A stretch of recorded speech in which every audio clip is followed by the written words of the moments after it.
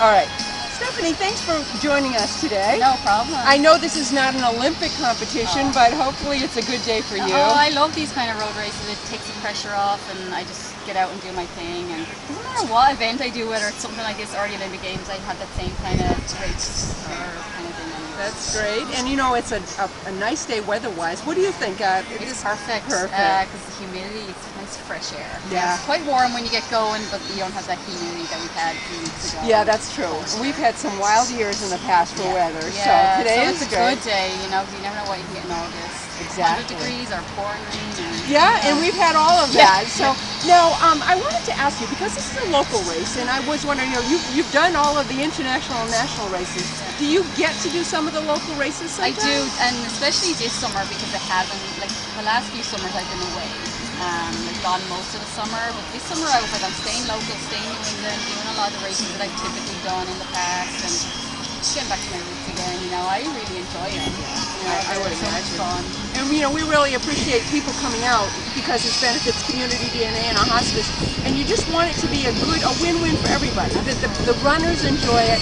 And do you kind of see, you know, there's so many different kinds of races this year. There's really big national races, and then there's a lot of fundraising races. Do you see like one of them becoming more popular and you know? No, like, you know, over the last few years, it's been so many races. Like, you look at a calendar from one weekend to the next, and there's like 50, 60 races every weekend, you know, so it's really hard to compete with that. You know, so for race directors, you know, they got to start thinking outside the box as well, and even though they are, you know, it's like what they do, bring in a special guest and try and promote that way is one way, you know, and it is very tough, you know.